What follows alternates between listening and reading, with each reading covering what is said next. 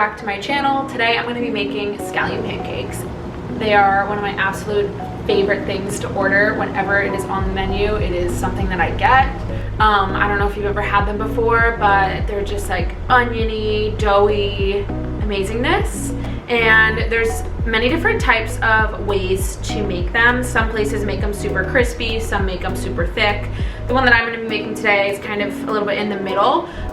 This is a super easy recipe. It's minimal ingredients, doesn't take long, and it's so good. It's good as like a side dish with noodles or fried rice, or you could eat these for lunch. They also heat up really nicely the next day. So yeah, I just decided that I was gonna make them tonight, and I figured why not make a video on how easy it is to make them, because if you're not making these, you need to be making these. They're honestly so good, and I'm really excited to be sharing this recipe.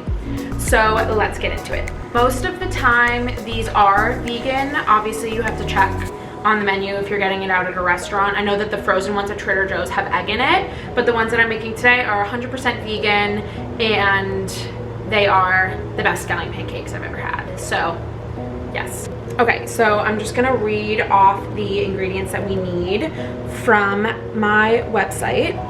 It's buthowdoyougetyourprotein.com. We have the list of ingredients and the instructions. So if you don't want to watch this video and you want to just go to our website, I won't be offended. So pretty much you're just gonna need all-purpose flour, salt, water, scallions, and sesame oil. That is all you need, which is insane. It's honestly crazy how versatile flour is. Like, I'm just blown away. I used to be really intimidated and scared to cook breads and anything involving flour, but I've really gotten into it with this whole quarantine thing, and it's just amazing. So that's all you're gonna need for the scallion pancakes. And then for the sauce, I kind of do my own concoction, but I usually use coconut aminos, liquid aminos, teriyaki sauce, fresh ginger, fresh garlic, scallions, and sugar.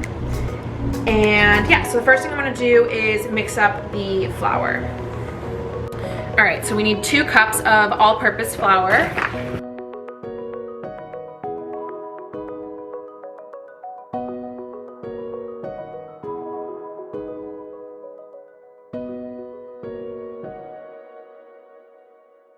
Next, you need 3/4 teaspoon of salt.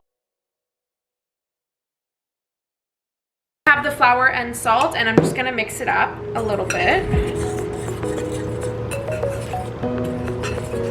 Next, you need 3/4 cup of water.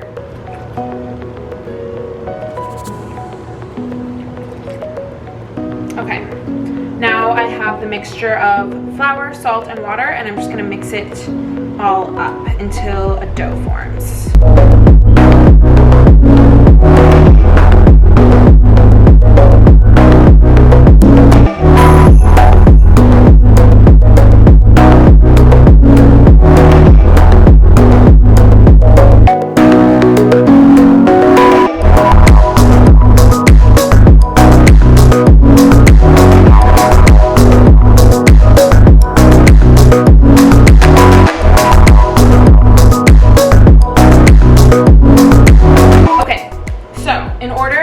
Get the dough to look like this, you might have to add a little bit more water. I really just needed a tiny bit, so I just went over to the sink, added like 2 drops of water just to get the rest of the flour to incorporate into the ball, and now I have a ball of dough. So I'm gonna just put this aside and let this rest for 30 minutes, and while that is happening, I'm gonna cut up the scallions and fresh garlic.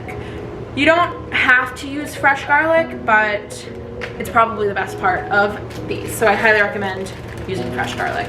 You can add a little bit of like garlic powder too to it, but the chunks of fresh garlic is like a game.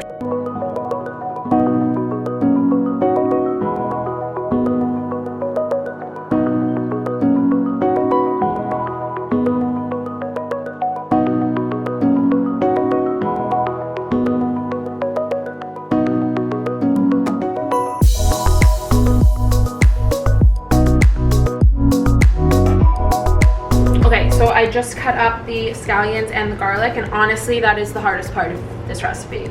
I just don't really like chopping things, so I just find that the most tedious part, but that's all done. The hardest part is over, and this is what the scallions and the garlic look like. The sauce, it's really just my own random concoction here. There's no method. There's a little bit of this soyaki teriyaki sauce from Trader Joe's, and then I'm going to use a little bit of coconut aminos. I really like mixing the two of these. This sometimes is a little bit too thick and strong in flavor, and then this alone is just too liquidy. So let me show you how much I'm going to put in. All right, so I'm going to do the teriyaki sauce first.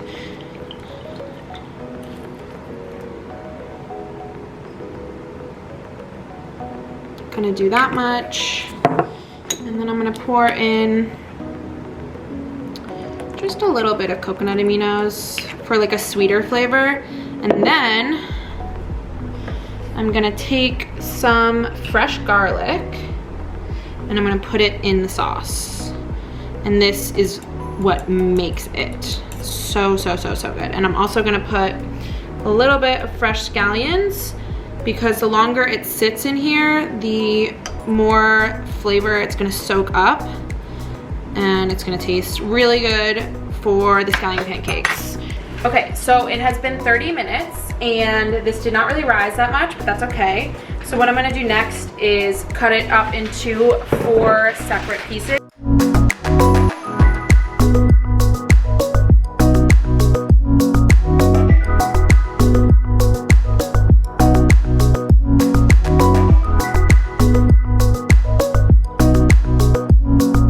Okay, so I'm just gonna flatten this out into a little circle so that I can now take some scallions and some garlic, and I'm gonna roll it up.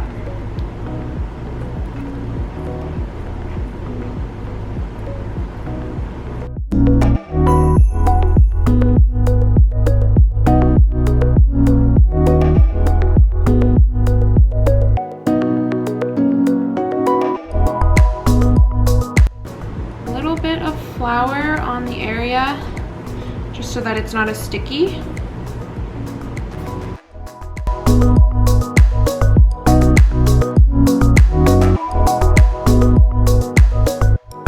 Okay, now that that part is done, it's time to saute them. So I'm gonna use some sesame oil. So I just have my pancakes stacked up right here, and then this is the pan I'm using. I'm just gonna drizzle some of the sesame oil on top. All right, so I'm gonna take my first pancake and I'm just gonna let it sit here and cook up a little bit.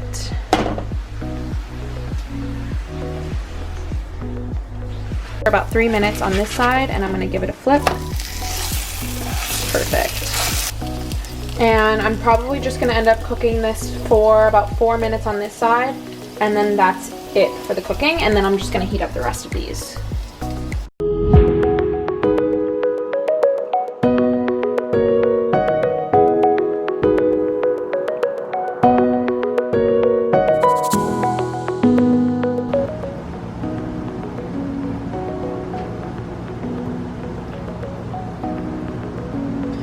Here are the finished scallion pancakes. We just cut them into 4s, and we're gonna dip them in this sauce.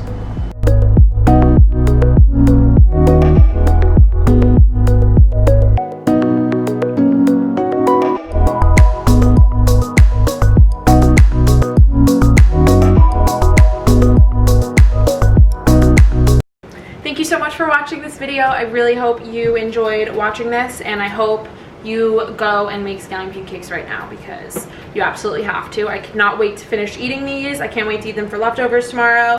Please subscribe to my channel for more yummy vegan recipes like this one. Bye!